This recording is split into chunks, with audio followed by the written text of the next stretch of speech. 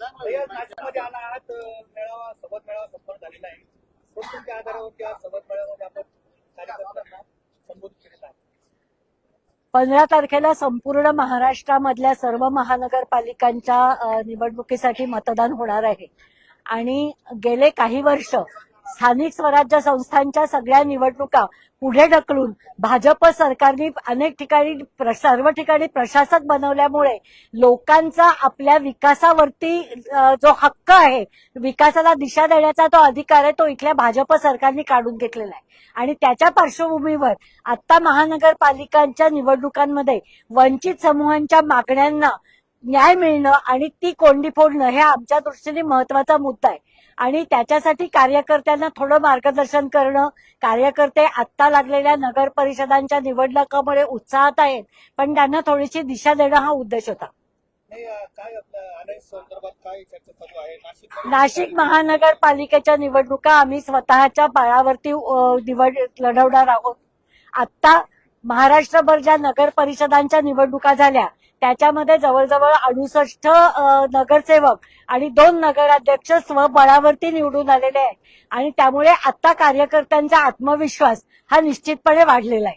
काय आपल्या अनेक संदर्भात चर्चा चालू होती, नेमकं काय कारण होतं का त्या संदर्भात? आपली महाविकास आघाडीमध्ये चर्चा सुरुवात करण्याची शकली आणि आपण महाविकास आघाडी बरोबर कुठलीही चर्चा चालू नव्हती. आम्ही गेले 2 महिन्यापासून असं सांगितलेलं होतं की दरवेळेला भाजपला पराभूत करा, भाजपला पराभूत करा असे हाकाटी पिटली जाते. आमचं म्हणणं असं होतं की भाजपला हरवणं ही केवळ वंचित समूहांची जबाबदारी नाहीये, तर ती इथल्या प्रस्थापित समाजाची जबाबदारी आहे. आणि प्रस्थापित समाज आपली मतं जोपर्यंत वंचित उमेदवारांच्या पाठीमागे उभं करत नाहीत तोपर्यंत इथनं भाजपला हरवणं कठीण आहे. पण त्याच्या बाबतीत कुठलाही पक्ष काही फार गंभीरपणे घेतात असं आम्हाला वाटत नाही. आम्हाला आमच्या समूहांना न्याय देण्यासाठी आम्ही संघर्ष करतच राहू. काय साहेबांसोबत काय चर्चा झाली? संपूर्ण महाराष्ट्रामध्ये आपण सोबत लढणार आहात, फक्त नाशिकमध्ये आपण आदेश? मी आता नाशिकचं सांगतेय. किती आपण उमेदवार देणार आहे? 122. आमदार केलं ते वर्ष आमदार केलं तुम्ही उमेदवार दिला होता मुशीर सय्यद म्हणून. मग त्या टायमाला तो नगरसेवक म्हणून तुमच्याकडे उपस्थित राहणार. दुसरं काय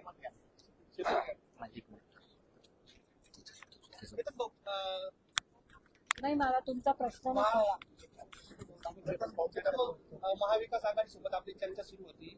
आपल्याला 2 डिजिट मध्ये जागा हव्या होत्या, मात्र त्यांनी न दिल्यामुळे आपण आपल्या सोहळ्याचा अंजलीताईंनी सांगितल्याप्रमाणे सोहळ्याचा या ठिकाणी नाराज केला आहे. नेमकं किती जागा लढवणार आहात आपण नाशिक महानगरपालिकेत आणि इथे तुमचं आघाडी फिरकण्याचं कारण काय? नाही, 2 डिजिट मध्ये नाही. प्रॉब्लेम असा होता की वंचित बहुजन आघाडी जर महाविकास आघाडी सगळे एकत्र लढत असतील तर समसमान पातळीवरती जितके पक्ष डिवायडेड बाय तितक्या जागा, ही आमची पहिल्यांदी मागणी होती. सत्तेपेक्षा बाळासाहेबांचं धोरण होतं की आम्हाला सन्मान महत्वाचा आहे. तो सन्मान द्यायला पहिल्यापासून ते तयार नव्हते आणि आताच्या मितीला पोझिशन अशी होती की आम्ही ज्या नेत्यांसोबत चर्चा करत होतो ते विनायक पांडे असतील, दिनकर पाटील असतील, शाहू खैरे असतील, हे सगळेच महाविकास आघाडीचे नेते भारतीय जनता पार्टीने गळाला लावल्यामुळे आता महाविकास आघाडीकडे नेतेच शिल्लक नाही की आम्ही त्यांच्याशी बोलणी करू, म्हणून आम्ही आज हा निर्णय घेतलेला आहे. किती जागा लढवणार? 122 जागा लढवतो. काय आमदार केला तुम्ही? आमदार केला आपण मुशीर सय्यदला तिकीट दिला होता मध्य नाशिक मधून. त्यांच्यासाठी काय? मुशीर सय्यद आजही संपर्कात आहेत. आजही त्यांचं बोलणं आहे वंचित बहुजन आघाडीसोबत लढण्यासाठी ते इच्छुक आहेत, परंतु स्थानिक कार्यकर्त्यांशी संवाद साधल्यानंतर त्यांच्याबद्दलची जी काही भूमिका कार्यकर्ते बोलतायत त्या संदर्भात पक्ष लवकरच विचार करेल.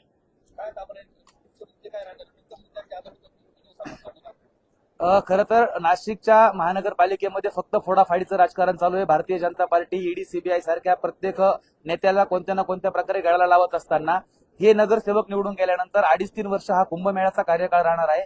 कुंभमेळ्याच्या बाबतीत तिथल्या प्रस्थापित पक्षांकडे कोणत्याही प्रकारचं नियोजन नाही आहे.